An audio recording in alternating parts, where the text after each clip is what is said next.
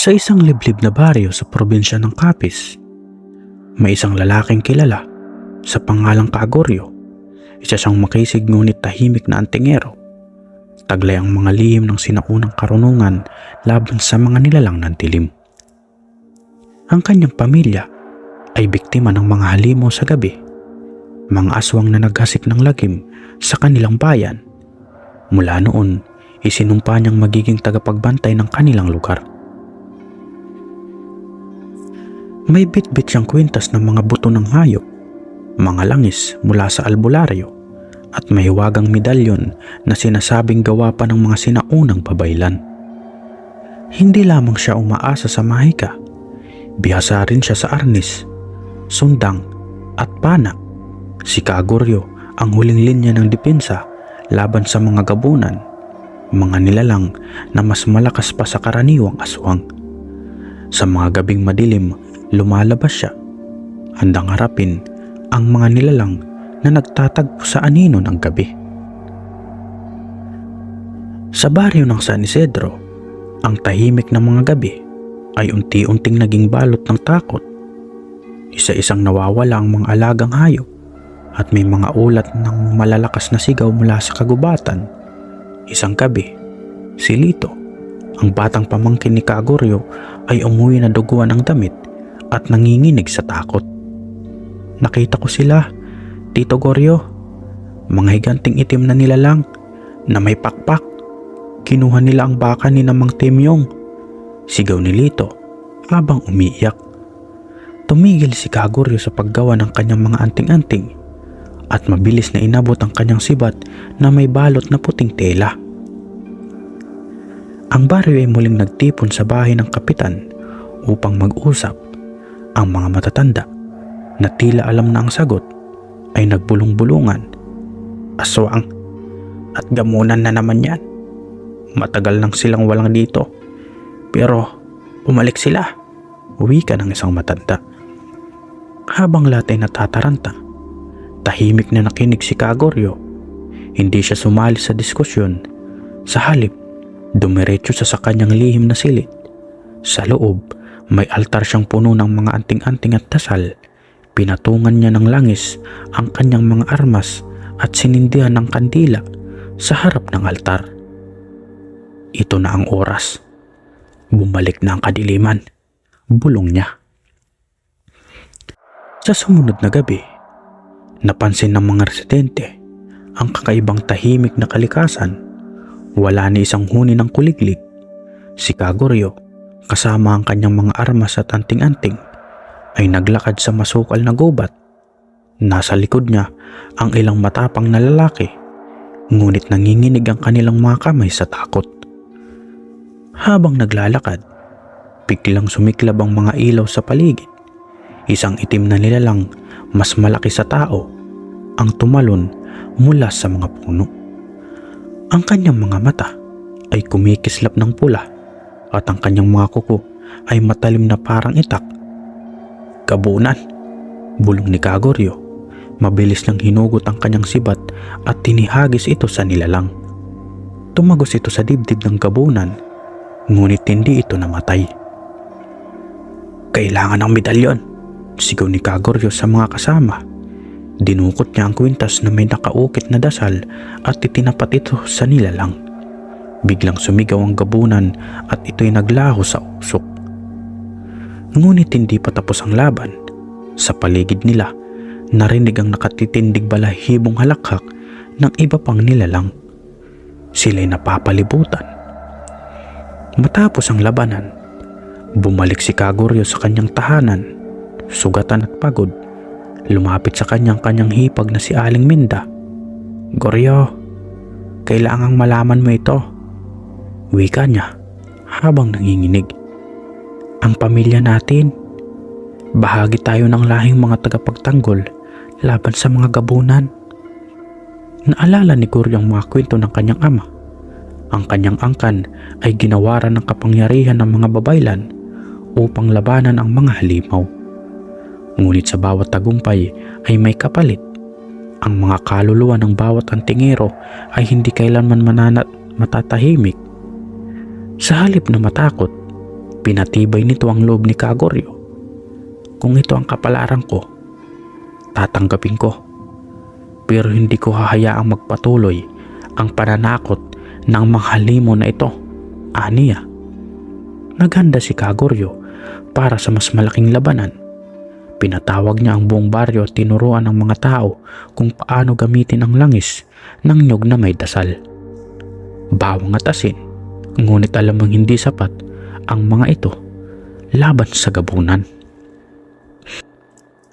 Sa bawat araw na lumilipas, mas lalong lumalakas ang pangamba sa baryo. Ang mga bata ay bawal nang lumabas pagkatapos ng takip silim, at ang mga matatanda ay abala sa paggawa ng mga proteksyon tulad ng mga cross na gawa sa kawayan at mga palaspas na inipon mula sa simbahan. Ngunit kahit na anong gawin nila, tila hindi sapat ang kanilang paghahanda. Isang gabi, dumalaw si Kagoryo sa isang lumang kaibigan, si Mang Timyo, isang dating albularyo na tumigil na sa panggagamot matapos mawala ng anak sa kamay ng mga aswang.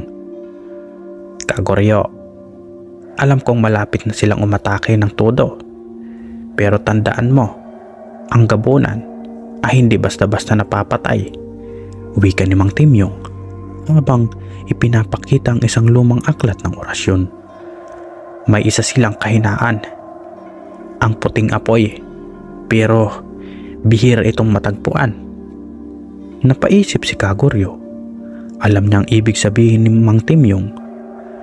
Ang puting apoy ay hindi literal na apoy, kundi isang espesyal na langis na gawa sa pinaghalong dugo ng kalabaw, dahon ng banaba at isang lihim na orasyon. Ngunit ang paggawa nito ay delikado. Kailangan mo munang hanapin ang ugat ng kanilang lakas, dagdag ni Mang Timyong. Kinabukasan, nagpaalam si Kagoryo sa kanyang pamilya at nagsimula ng isang mapanganib na ekspedisyon papunta sa gubat ng kadiliman, isang lugar na sinasabing pinagmumulan ng kapangyarihan ng mga gabunan. Kasama niya si Nalito na nagpumilit sumama at si Mang Timyong bilang tagapayo. Sa gitna ng kanilang paglalakbay, natagpuan nila ang mga bakas ng gabunan, mga pugad sa matataas na puno at mga buto ng hayop na kalat sa lupa. Ngunit ang pinakanakakatakot ay ang mga lihim na anino na tila sumusunod sa kanila. Habang lumalalim ang gabi, naramdaman ni Kagoryo ang kakaibang lamig sa hangin. Tumigil sila sa isang bukas na bahagi ng gubat upang magpahinga. "Huwag kang matutulog ng malalim," babala ni Mang Timyong kay Lito. "Nasa teritoryo nila tayo." Hindi nagtagal, sumulpot ang isang gabunan mula sa dilim. Mas malaki ito kaysa sa naunang nakaharap ni Kagoryo, at ang mga pakpak nito ay parang tila itim bumabalot sa mga puno. Tumindig ang balahibo ng lahat, ngunit mabilis na kumilos si Kagoryo. Gamit ang langis mula sa kanyang anting-anting, pinuhusan niya ang sibat at inihagis ito sa halimaw. Ang sibat ay tumagos sa balikat ng nilalang, ngunit hindi ito napigilan. Biglang umusal si Mang Timyong ng isang orasyon, at isang matalim na liwanag ang bumalot sa paligid. Ang gabunan ay sumigaw at umatras, ngunit hindi ito tuluyang nawala. "Napansin mo ba? Ang liwanag ng ayaw nila. Ngunit hindi ito sapat para patayin sila," tanong ni Mang Timyong. Pagkatapos ng laban, natagpuan nila ang isang malalim na kuweba sa loob ng gubat. Ayon kay Mang Timyong, ito ang sinasabing pugad ng mga gabunan at ang pinagmumulan ng kanilang lakas. Ngunit bago sila pumasok, pinilit ni Lito na magtanong, "Tito Goryo, bakit ba ganito ang tapang mo? Bakit hindi ka natatakot sa kanila?" Saglit na natahimik si Kagoryo. "Dahil ang takot ang unang pumapatay sa atin. Hindi ko hahayaang mamatay muli ang mga mahal ko dahil sa mga nilalang na ito." Sa loob ng kuweba, naramdaman nila ang bigat ng hangin. May mga ukit sa dingding na tila nagkikwento ng sinaunang digmaan ng tao at mga gabunan. Sa gitna ng kuweba, natagpuan nilang isang malaking altar na may nakapatong na itim na kristal. Ito ang kanilang puso. Wasakin natin ito at babagsak ang kanilang kapangyarihan, sabi ni Mang Timyong. Ngunit bago pa nila magalaw ang kristal, biglang lumabas ang 3 higanting gabunan. Ang kanilang mga mata ay kumikislap sa dilim at ang kanilang mga ngipin ay naglalaway sa galit. Handa ka na ba, Goryo? Tanong ni Mang Timyong. Hindi ako para dito lang, sagot ni Kagoryo habang inaabot ang kanyang medalyon. Ako ang wakas nila. Ang 3 higanting gabunan ay unti-unting lumapit. Ang kanilang halak ay sumasabay sa tunog ng mga alon ng hangin sa loob ng kuweba. Si Kagoryo, hawak ang kanyang sibat at binasbasan ng dasal at langis, ay tumindig sa unahan. Sa likod niya, si Mang Timyong ang nag-usal ng orasyon habang hawak ang isang buti ng puting apoy na kanilang nagawa mula sa mga sangkap na tatagpuan sa gubat. Ang unang gabunan ay umatake. Gamit ang matatalas nitong kuko, mabilis na umiwas si Kagoryo at hinataw ang halimaw gamit ang sibat. Sa bawat tama ng sibat, naririnig ang sigaw ng nilalang, ngunit hindi pa rin ito tuluyang napabagsak. Si Mang Timyong, na tila nawawalan na ng lakas sa pag-uusal ng mga orasyon, ay sumigaw. Ang kristal, Goryo! Basagin mo ang kristal! Nakita ni Goryo ang altar kung saan nakapatong ang itim na kristal. Nilapitan niya ito, ngunit biglang tumayo ang isa pang gabunan sa kanyang daraanan. Napahinto si Kagoryo at inilabas ang kanyang sundang na nakabalot sa puting tela. Inihagis niya ang sundang sa mata ng gabunan, dahilan upang sumigaw ito ng malakas. Sa gitna ng kaguluhan, sinamantala ni Mang Timyong ang pagkakataon at tinihagis ang puting apoy sa isa sa mga halimaw. Agad itong nasunog at naglaho sa usok. Natira ang 2 pang gabunan. Nagising ang likas na tapang ni Lito. Bagamat nanginginig, kinuha niya ang sibat ni Kagoryo at tinarget ang binti ng isa sa mga halimaw. Napatigil ito sa galaw at nagbigay ng pagkakataon kay Goryo upang makalapit sa altar. Huwag kang lalapit, sigaw ng isa sa mga gabunan. Ngunit si Kagoryo, na puno ng galit at determinasyon, ay hinugot ang medalyon mula sa kanyang liig. Ipinukpok niya ito sa kristal at isang nakakasilaw na liwanag ang bumalot sa kuweba. Sa sandaling mabasag ang kristal, narinig nila ang malakas na alingaungaw na tila nagmumula sa kalaliman ng lupa. Ang 2 natitirang gabunan ay nagsimulang sumigaw at naglaho sa isang ulap ng usok. Ang hangin sa loob ng kuweba ay biglang naging mas magaan at ang liwanag mula sa mga lampara ay bumalik sa normal. Si Kagoryo, bagamat sugatan, ay huminga ng malalim.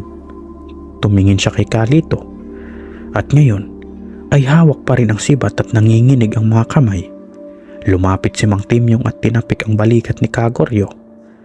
Natapos na ang sumpa. Wala nang lakas ang mga gabunan, aniya. Ngunit hindi pa rin mapanatag si Kagoryo. Bakit ganon? Parang may mali. Ang kanilang lakas ay galing sa kristal, pero bakit parang may natira pa? Tanong niya. Sa labas ng kuweba, narinig nilang isang kakaibang halakhak. Tumingin sila at sa malayo ay nakita ang anino ng isang mas malaki at mas malakas na gabunan, ang pinuno ng kanilang lahi. Hindi pa tapos ang laban. Kailangan natin itong wakasan, sabi ni Kagoryo. Ang pinuno ng gabunan, si Dungog, ay hindi katulad ng mga nauna nilang nakaharap. Ang kanyang katawan ay natatakpan ng makakapal na balahibo at ang kanyang mga pakpak ay parang pakpak ng paniki na may mga matutulis na talim. Ang kanyang mga mata ay nagbabaga at ang kanyang tinig ay tila isang puwersang bumabalot sa buong baryo. Dumaan ang gabunan sa baryo ng San Isidro at sa bawat takbang nito ay tila nagkakaroon ng lindol. Nagising ang buong baryo at nagtipon-tipon sa liwasan, nagdadala ng mga krus, langis, bawang at asin. Ngunit alam nilang hindi sapat ang kanilang mga proteksyon laban sa dambuhalang halimaw na ito.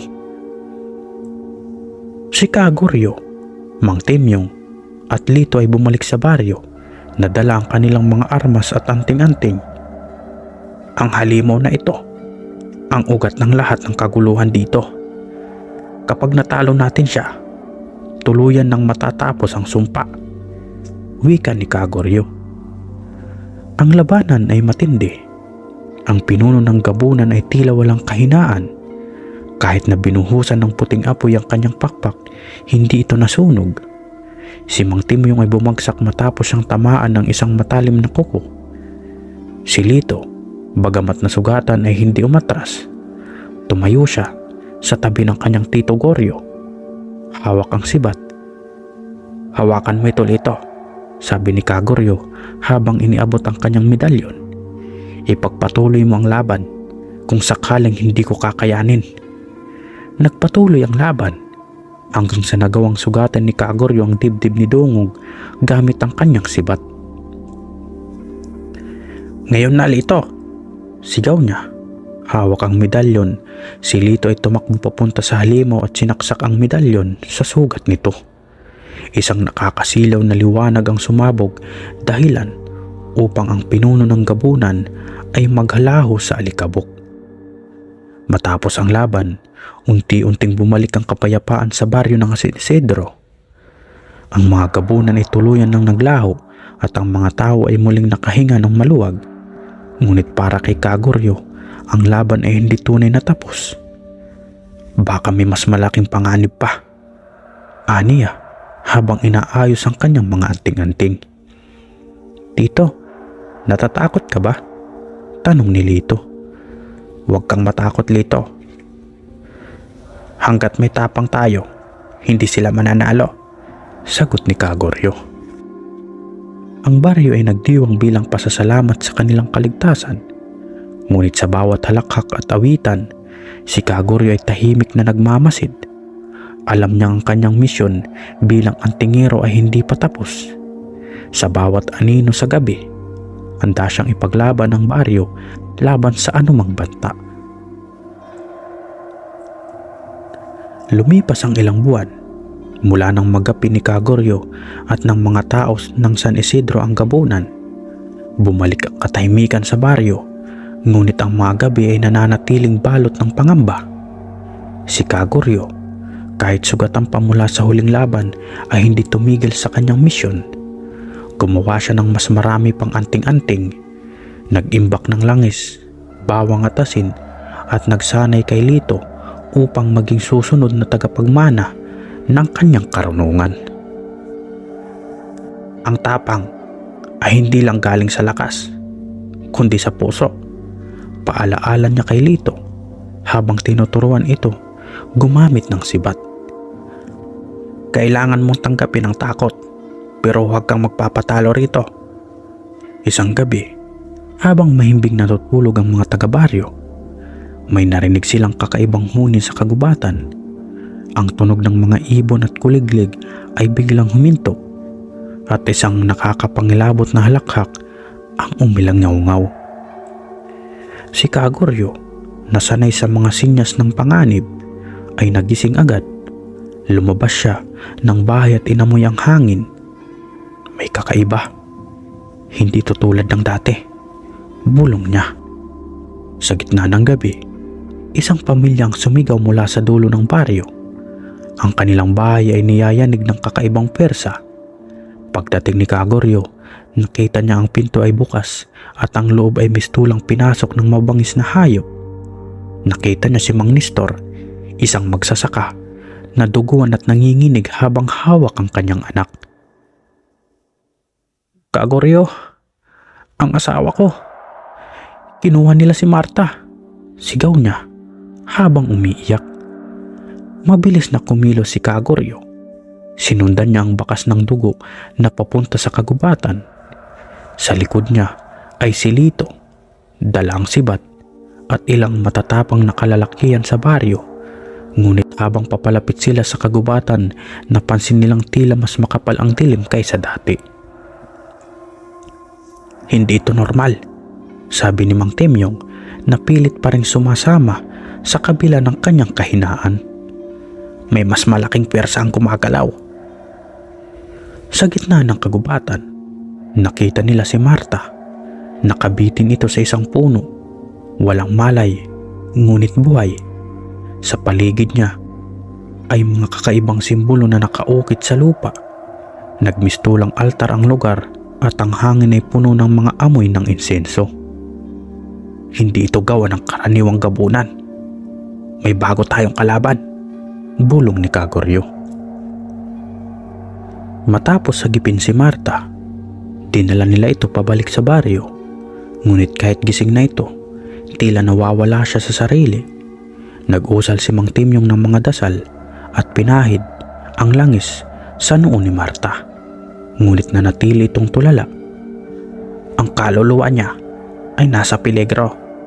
May mas malalim na kapangyarihan na humahawak sa kanya, sabi ni Mang Temyong.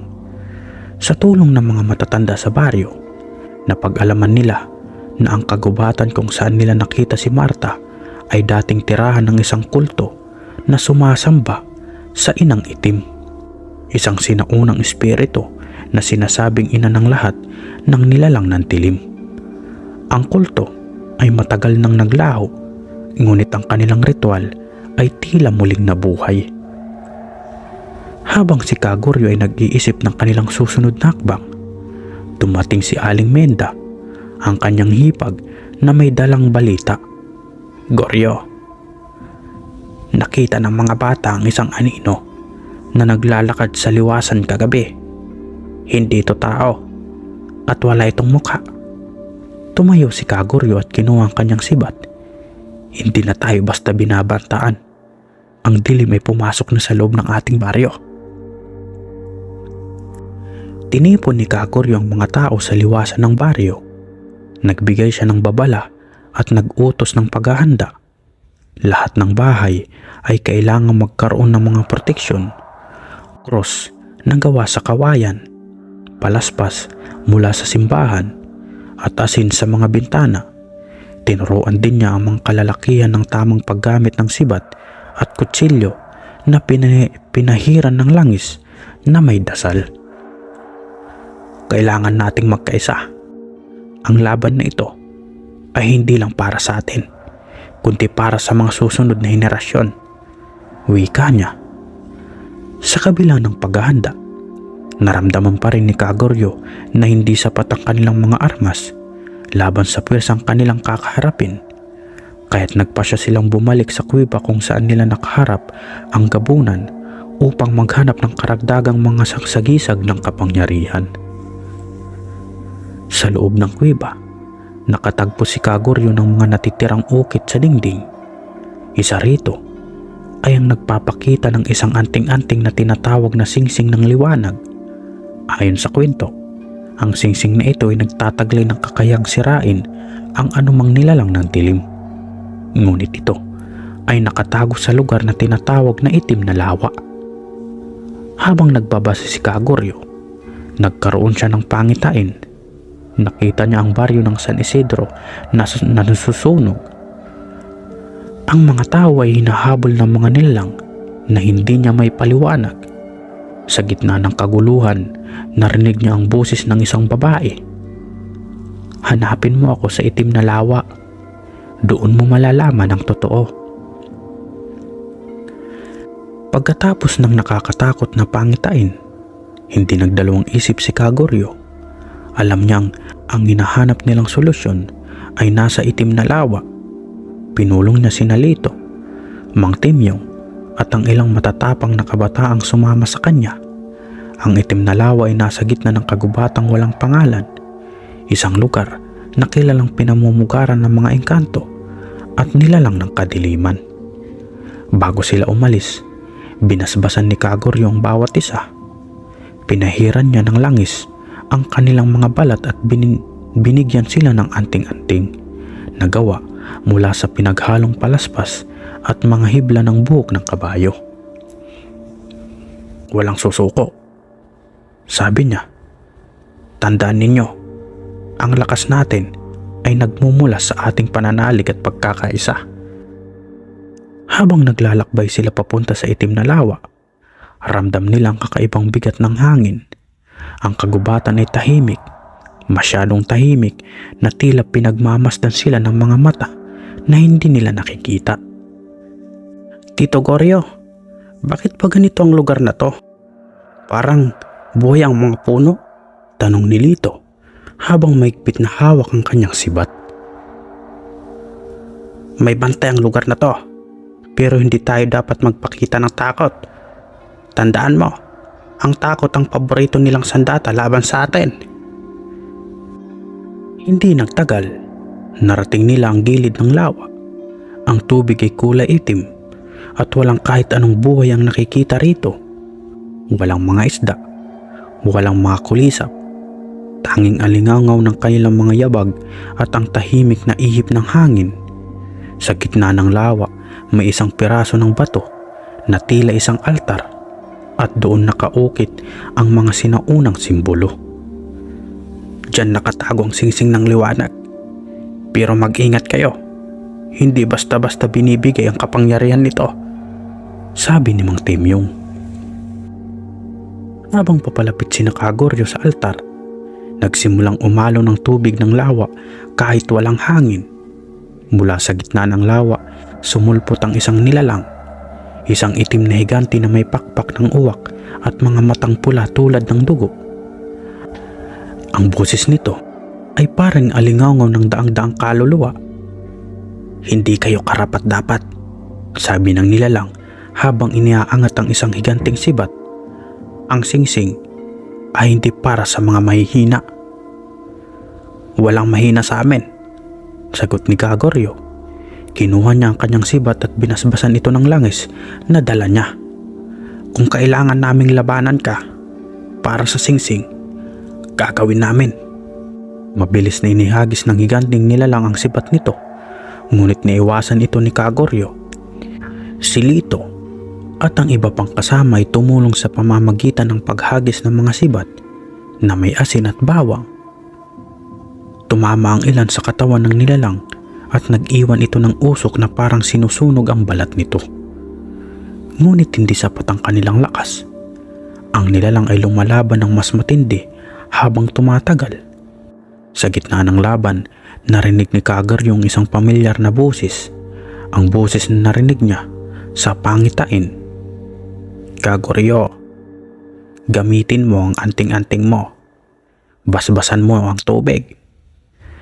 Mabilis na nagdasal si Kagoryo at inilubog ang kanyang medalyon sa tubig ng lawa.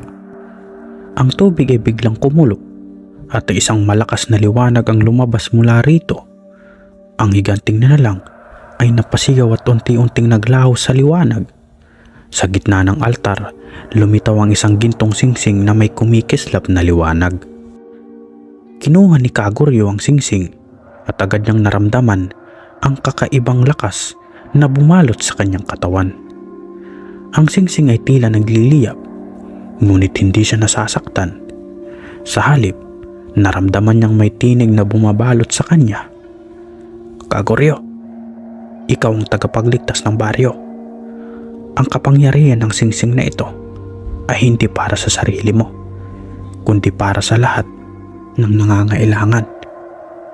Pagbalik nila sa baryo, dinala ni Kagoryo ang singsing at ipinakita sa lahat.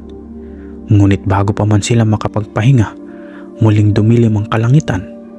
Sa gitna ng liwasan, nagpakita ang pinakamalaking hamon na kanilang haharapin, si Inang Itim. Ang kanyang anyo ay mas nakakatakot kaysa sa lahat ng gabunan na kanilang nakaharap. Ang kanyang katawan ay balot ng mga anino at ang kanyang mga mata ay parang kumukulog sa galit. "Matagal ko nang hinihintay ito. Hindi nyo kayang labanan ang kadiliman," sabi niya. Sa gitna ng liwasan ng San Isidro, humarap si Kagoryo kay Inang Itim. Ang hangin ay nagdilim at ang mga anino ng mga puno, bahay at tao ay tila nabubuhay at gumagapang papunta sa dambuhalang nilalang. Ang kanyang boses ay tila galing sa kailaliman ng lupa na pumabalot sa buong baryo ng takot. "Huwag kang magkamali, Kagoryo. Ang kapangyarihan ng singsing ng liwanag ay hindi sapat upang talunin ang aking lahi. Ako ang ina ng dilim. Ang lahat ng takot, galit at kasamaan ay umiikot sa akin." Ngunit hindi natinag si Kagoryo. Hawak niya ang singsing na ngayon ay naglalabas ng kakaibang liwanag na parang apoy. Pinulot niya ang sibat na ginamit sa laban at humarap kay Inang Itim. "Hindi sapat ang anino para sakupin ang ilaw. At hanggat may liwanag ang puso ng tao, hindi ka magtatagumpay." Sa isang iglap, inatake ni Inang Itim si Kagoryo gamit ang kanyang mahabang anino na parang mga tentakil. Bawat isa ay matalim at mas mabilis kaysa sa hangin. Mabilis na umiwas si Kagoryo at gumanti ng atake gamit ang sibat. Sa bawat hagupit ng sibat na may langis at asin, ang mga anino ay nagsisingaw, ngunit muling bumabalik. Ang mga kalalakihan ng baryo, sa kabila ng takot, ay sumugod upang tumulong. Si Lito, hawak ang kanyang sariling sibat, ay sumigaw ng, "Para sa San Isidro, para kay Tito Goryo." Ngunit mabilis siyang napasigaw ng hampasin siya ng isa sa mga anino. Nabuwal siya sa lupa, ngunit agad siyang inalalayan ng ibang taga-baryo. Samantala, si Mang Temyo, bagamat sugatan at mahina, ay patuloy na nagdarasal sa gilid. Ang kanyang orasyon ay unti-unting nagbigay ng lakas kay Kagoryo at sa singsing na hawak niya. Ang liwanag mula sa singsing ay lumalakas at ang mga anino ay tila nagsisimulang umurong. Habang patuloy ang labanan, biglang naramdaman ni Kagoryo ang kakaibang init mula sa singsing. Sa gitna ng laban, muling narinig niya ang tinig ng babae mula sa kanyang pangitain. "Kagoryo, ang tunay na kapangyarihan ng singsing ay nasa sakripisyo. Kung nais mong talunin ang dilim, kailangan mong ialay ang iyong buong lakas. Ang ilaw ay hindi magtatagumpay kung may pag-aalinlangan." Napatigil si Kagoryo. Alam niyang ang ibig sabihin nito. Ang singsing ay hihigop sa kanyang kaluluwa at lakas upang maglabas ng pinalakas na liwanag. Ngunit hindi na siya makakabalik pa pagkatapos. Tumingin siya sa paligid at nakita ang mga taga-baryo. Ang kanilang takot at pag-asa sa kanya. Nakita rin niya si Lito, sugatan ngunit matapang pa rin. Pilit na tumatayo upang muling lumaban. "Kung ito ang kailangan para sa kanila, gagawin ko," bulong niya sa sarili. Tumindig si Kagoryo. Hinubad ang kanyang anting-anting at inipit ang singsing sa kanyang palad. Ang kanyang katawan ay biglang ng liwanag na tila naging isang apoy na nagtatanglaw sa buong baryo. Ang kanyang boses ay umalingaw sa gitna ng dilim. "Mga anino ng kasamaan, ito na ang huling araw niyo sa San Isidro." Sa isang iglap, ang liwanag mula sa kanyang katawan ay kumalat sa buong liwasan. Ang mga anino ni Inang Itim ay isa-isang nasunog at naglaho. Sumigaw si Inang Itim, ngunit kahit ang kanyang anyo ay unti-unting natutunaw sa liwanag na dala ng singsing. "Hindi ito ang katapusan," sigaw niya bago tuluyang naglaho sa isang ulap ng usok. Ngunit kasabay ng pagkawala ng mga anino, si Kagoryo ay bumagsak sa lupa. Ang kanyang katawan ay mistulang naubos sa bigat ng kanyang sakripisyo. Matapos ang laban, ang baryo ng San Isidro ay muling nabalot ng katahimikan. Ang mga tao ay nagtipon sa liwasan, nakatingin kay Kagoryo na walang malay at halos wala ng lakas. Si Lito ay lumapit sa kanyang tiyuhin, hawak ang kanyang kamay. "Tito Goryo, "Huwag kang bibitaw," sabi niya habang umiiyak.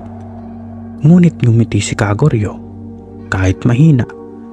"Lito, ikaw na ang susunod. Ituloy mo ang laban, hindi lang para sa baryo, kundi para sa lahat ng nangangailangan." Sa huling sandali, huminga ng malalim si Kagoryo at pumikit. Ang singsing na nasa kanyang kamay ay biglang naglaho at ang liwanag mula rito ay pumaylan lang sa langit na parang isang bituin na nagbigay ng pag-asa sa lahat ng nakakita. Si Lito, bagamat nagdadalamhati, ay nagpatuloy sa nasimulan ni Kagoryo. Sa tulong naman Timyong at ng mga taga-baryo, sinanay niya ang sarili bilang bagong antingero. Ang bari ng San Isidro ay naging mas matatag at ang kwento ni Kagoryo ay naging alamat na nagbibigay inspirasyon sa mga tao. Sa gabi, habang nakatingin si Lito sa mga bituin, naramdaman niyang hindi siya nag-iisa.